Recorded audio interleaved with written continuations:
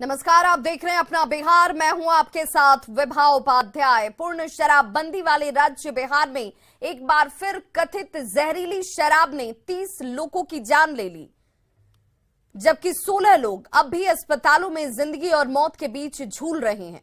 कथित जहरीली शराब का शब्द इस्तेमाल हम इसलिए कर रहे हैं कि प्रशासन ने अब तक इस मामले में कोई भी ठोस बयान नहीं दिया कि इन लोगों की मौत जहरीली शराब पीने से हुई है, लेकिन परिजनों के साथ ही अस्पताल में बेड पर पड़े बीमार लोग खुलकर कह रहे हैं, खुलकर मान रहे हैं कि उन्होंने देसी शराब पी थी, जिसके बाद इन सभी की तबीयत बिगड़ने लगी, जिसके बाद प्रशासन पर सवाल उठना लाजिमी है।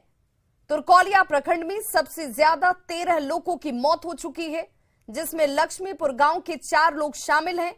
गांव का जेठाराम महज 20 रुपए का पाउच बेचता था, लेकिन किसी को यह पता नहीं था कि वे 20 रुपए की शराब नहीं पी रहे, बल्कि मौत की घूंट ले रहे हैं।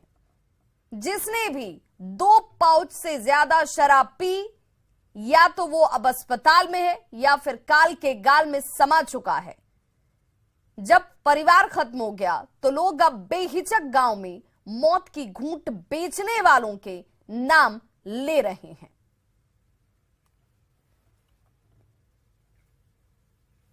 तो पूर्वी चंपारण में कथित शराब कांड में मृतकों की संख्या बढ़कर अब 30 तक पहुंच चुकी है, जबकि 16 लोग अभी भी जिंदगी की जंग लड़ रहे हैं। मृतकों का आंकड़ा लगातार बढ़ता जा रहा है।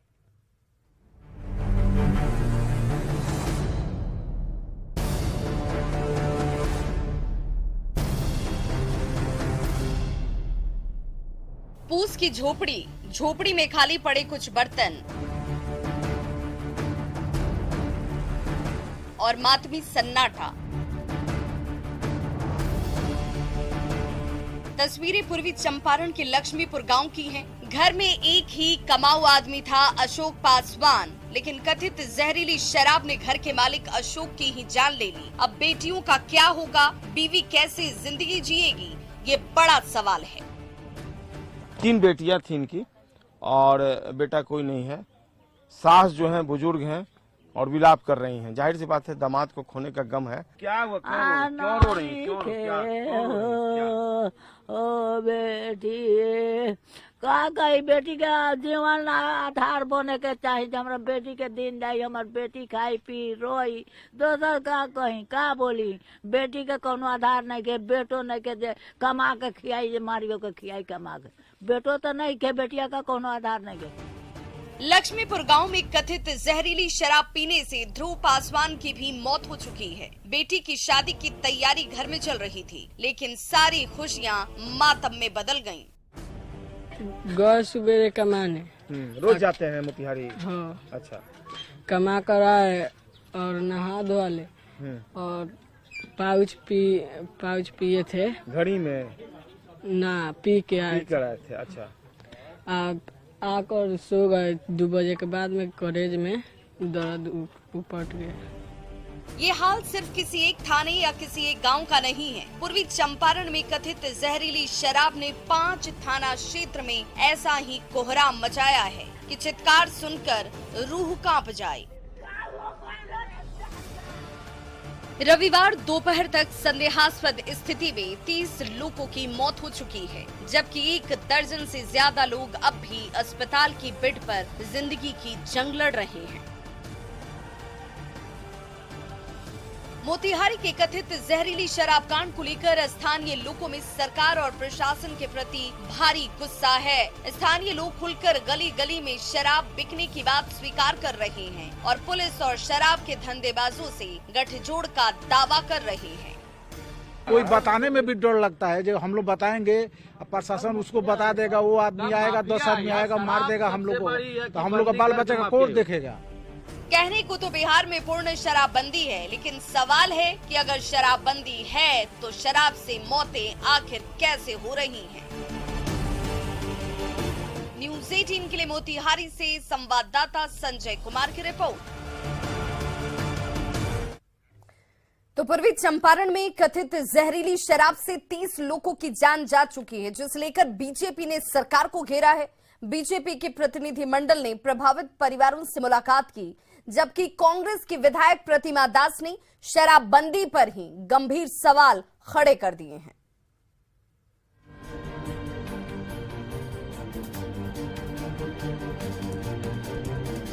पूर्वी चंपारण में संदिग्ध स्थिति में हुई मौतों के बाद बिहार में सियासी माहौल गर्म हो गया है। बिहार बीजेपी का प्रतिनिधिमंडल आज उन इलाकों में पहुंचा, जहां जहरीली शराब पीने से लोगों की मौत हुई है। नेता प्रतिपक्ष विजय सिन्हा और बीजेपी सांसद राधा मोहन सिंह ने प्रभावित परिवारों से मुलाकात की और सरकार पर जमकर भड़ास निकाली। बीजेपी ने पीड़ित परिवार को मुआवजा देने की मांग भी की।